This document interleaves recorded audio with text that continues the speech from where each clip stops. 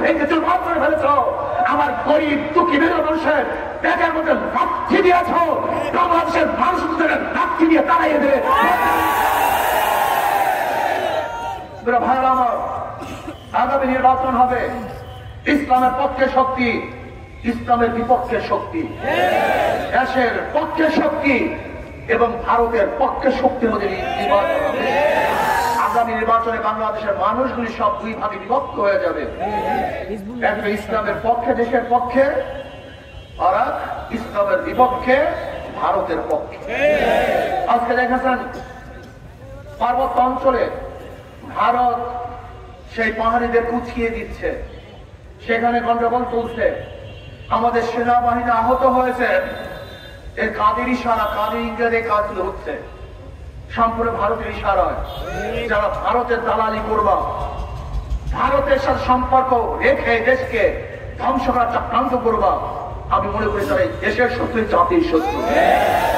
আমরা আমাদের পার্শ্ববর্তী কান্ট্রির সাথে ভালো সম্পর্ক রাখতে চাই, কিন্তু তাদের কর্তৃত্ব আমরা চাই না, তাদের ধ্বংসাত্মক যে সমস্ত মনোভাব সেটা বাস্তবায়ন করতে দিতে চাই না।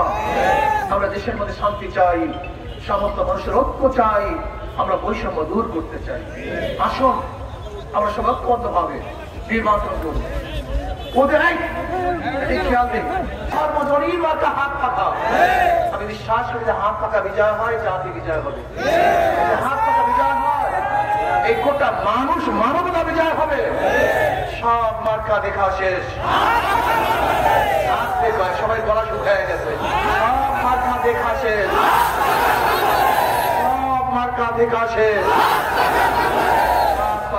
বাংলাদেশ ইনশাআল্লাহ আগামী নির্বাচন ঐক্যবদ্ধ ভাবে যেখানে যে বাক্স দেওয়া হবে ইসলামের পক্ষে ইনশাআল্লাহ আমরা ভোট দেব এবং ইসলামের বিপক্ষে শক্তি প্রতিরোধ করবো ইনশাআল্লাহ। আর একটা কথা আপনারা লিখে রাখেন, সাংবাদিকরা লিখে রাখেন, যে যে জায়গায় ইসলামের পক্ষে শক্তিশালী ক্যান্ডিডেট থাকবে প্রত্যেক জায়গায় ইনশাআল্লাহ ইসলামের বিপক্ষের ক্যান্ডিডেট হারবে।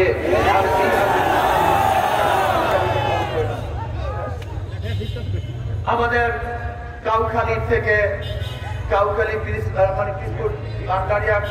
কাউখালীর থেকে নির্বাচন করবে আমাদের হযরত মাওলানা, আপনাদের পরিচিত মুখ হযরত মাওলানা আবুল কালাম সাহেব। আল্লাহ আমাদের সবাইকে কবুল করে নেন।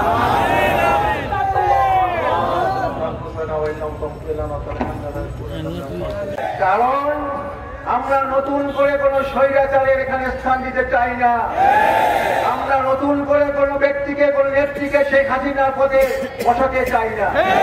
আমরা সুস্পষ্ট বলতে চাই, জুলাই বিপ্লবে যারা আহত হয়েছে, তৎকালীন স্বৈরাচার সরকারের সময় যারা গুম হয়েছে, খুন হয়েছে, নির্যাতিত হয়েছে, নিপীড়িত হয়েছে এবং তাদের দৃশ্যমান বিচার আমাদের করতে হবে, যেতে হবে।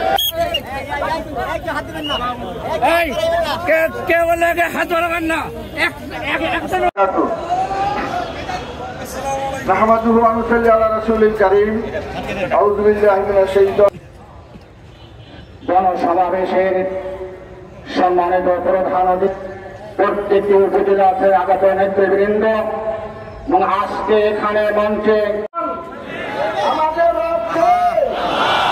এই জমি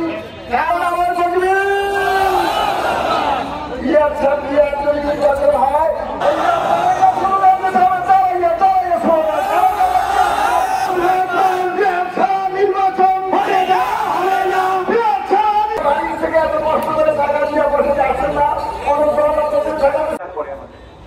একজন আলেমে দ্বীন, বাংলাদেশের মানুষের নয়নের মণি, আমাদের আদর্শ আদর্শ।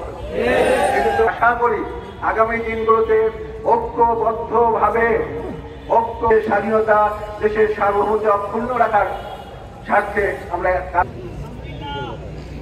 সংগ্রামী সাথী ও বন্ধুগণ, ধারাবাহিকতার জেলার সংগ্রামী সভাপতি, আজকের এই সময় আপনার ইসলামের ভিতরে এত ভাগাভাগি, এত আলহামদুলিল্লাহ, যদি আমরা এক থেকে রহমতুল্লাহ সংগ্রামী